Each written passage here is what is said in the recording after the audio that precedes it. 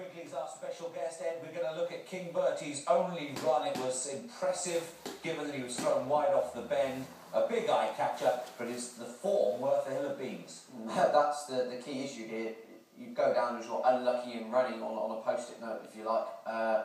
But the form hasn't amounted to much. And now, in perspective of today's race, do you want to get stuck in it odds on? My answer would probably be no. I never like to back on, rarely back odds on favourites, but especially in a maiden. Top trainer, top jockey, title to improve, but at the price, so I mean, well, it's up to you, but the form doesn't amount to much, and you don't know what these in behind, as John Best was saying, you don't know what they amount to. There could be any amount of improvement to come from some of those. So, yeah, entitled to be favourite, and be interesting to see if he takes a step forward from that debut run. First and third couldn't win handicaps off marks in the low 60s. Just got me worried a little bit. Exactly, is that form angle does have you worried, but nonetheless you do respect the Peter Chapel High Yard and the fact that you would not rule out any more amount of improvement. Yeah, interesting, wasn't it, that John Best nominated Landau as the interesting one. And so especially over his own yard, indeed. He thought it was a bit overpriced, very green on debut, entitled to prove for the runner, like a few others in here. He was fifth to Alan Bess last time out. Alan Bess ran a shocker when odds on last night at Kempton. That must have been a miss. There's a reoccurring theme here going on there, isn't there? The form in maidens is dangerous.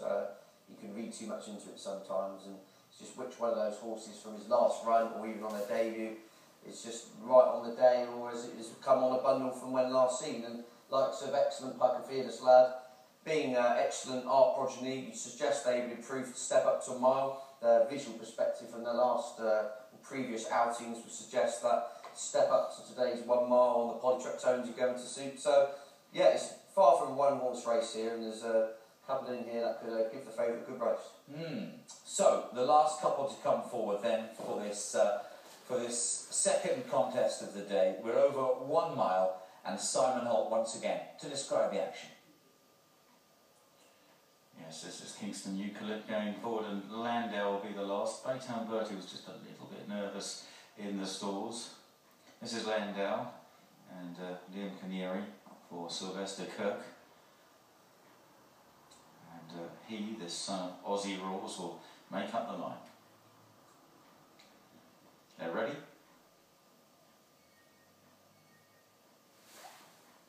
And they're off. Racing over 1 mile, Baytown Bertie was the slowest out of the stalls. Landau began fast from Excellent Park and Fearless Lad up the inside in the dark blue jacket.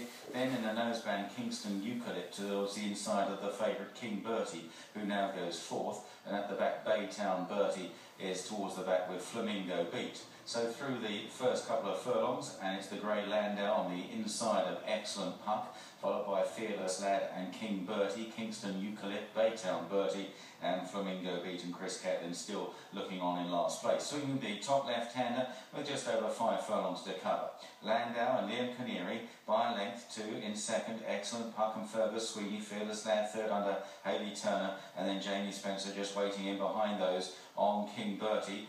They make their way to the half-mile marker. Behind them is Kingston Eucalypt, Baytown Bertie pushed along, and finally Flamingo Beat. So down the side of the course now as they make their way towards home. Landau and Excellent Puck together. King Bertie now accelerating on the outside though, and quicken up smartly there, and has immediately got them at it there.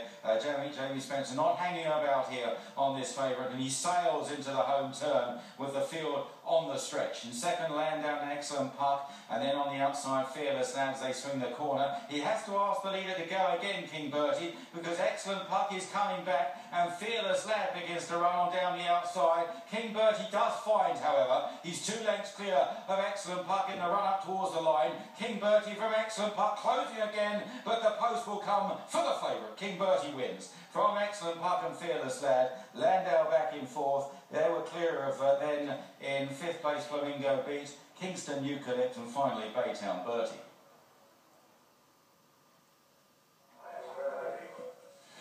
Well, the hot favourite has won, King Bertie, and he's won pretty nicely actually. It was a sudden injection of pace by Spencer when he quickened it up just before the turn, on the turn, and he really just stole a couple of lengths there. And King Bertie, who run a very good race first time, he only got beaten ahead behind horses Seamus Durack, Shaolin, who finished reasonable third in a handicap after that. And you can see here, he's really put the race to bed. Excellent Putt runs a good race. Finished sixth here over a bit shorter last time. That one stayed on quite nicely. And John Best's horse, Fearless Lad, there'll definitely be a race for him.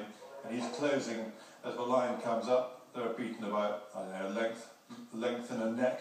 And Landau back in fourth place, who ran quite a fair race. The others never really got into it. Very slowly away was Lydia Richards' horse, Baytan Bertie, who never made up any of that lost ground, but not a particularly strong maiden, but it's been won quite nicely by the Peter Chapel-Hyam trained King Bertie in the colours of Paul Hancock, and ridden by Jamie Spencer. So the favourite wins. We had a few sort of doubts. I think probably at a very short price, John, 5 to 4 on, or whatever it was. I don't think I'd have risked my few pence, but in fact, as the race developed, he was never really going to be beaten, was he?